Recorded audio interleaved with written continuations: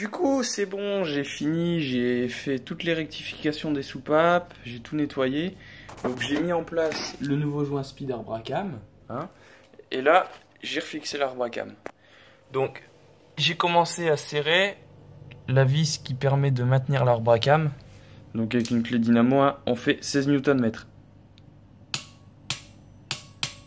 Voilà, c'est serré.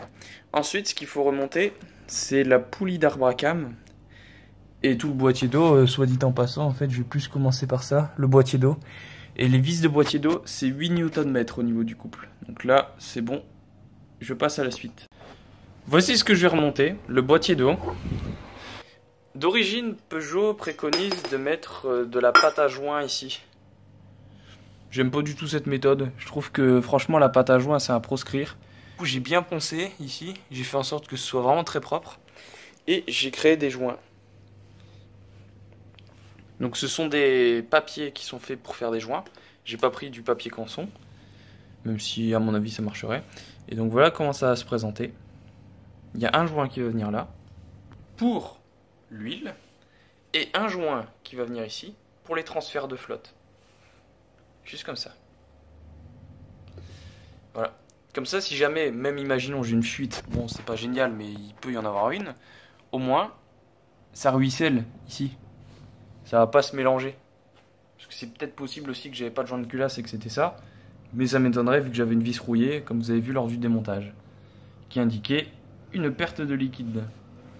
Donc on va monter ça, on va mettre les vis et on va voir ce que ça donne.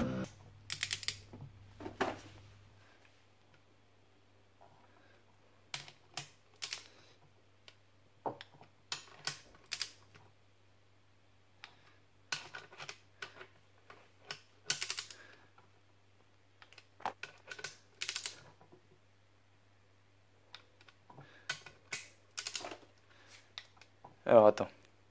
Ensuite pour ici c'est celle-là, celle-là et celle-là.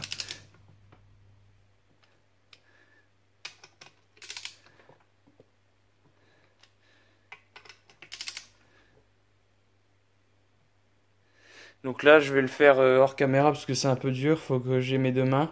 Mais je vous reprends quand c'est serré. Du coup on serre à 8 Nm ici. Je vais vous montrer comment je réinstalle un joint de queue de soupape tout neuf. Donc, le joint de queue tout neuf. Donc tout d'abord on va huiler la soupape avec de l'huile moteur. On trempe le joint de queue dans un bocal d'huile, ce que je viens de faire, et on le place. Donc là on le rentre délicatement, on force pas trop. Voilà. Une fois que c'est fait, on le met en butée. Tic.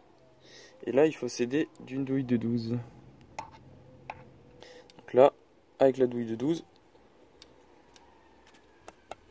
on pousse le joint de queue tout au bout. Ce que je viens de faire, on tape.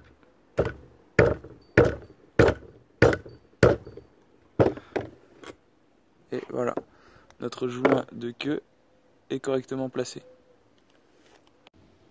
Ça y est, je touche au but, j'en ai déjà fait 3. Donc vous voyez, j'ai monté tous les nouveaux joints de queue. Voici toutes mes rondelles et butées. Donc on met la rondelle sur le support de soupape. On met une rondelle sur le support de culasse. Il nous faudra ça. Ensuite, il nous faut un ressort de soupape. Donc il n'y a pas d'ordre, hein, c'est toute la même taille. On pose le ressort. Ensuite on pose la butée.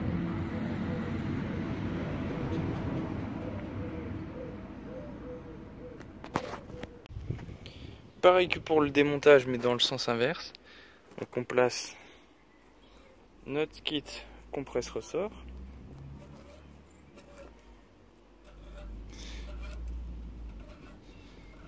On compresse le ressort.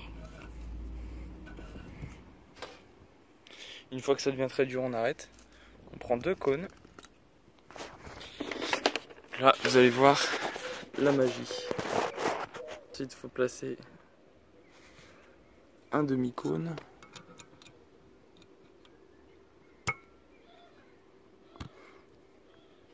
Moi je le fais au doigt. Voilà. Le deuxième, on le met en dessous. Rien de bien compliqué. Voilà.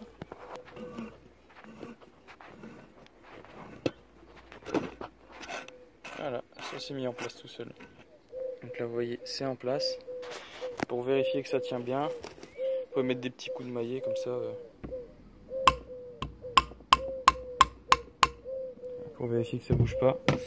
Donc voilà, je vous ai montré comment faire ça sur une soupape. Je fais ça sur les 4 qui restent. Et puis je vous ferai à nouveau une petite vidéo pour vous montrer où j'en suis.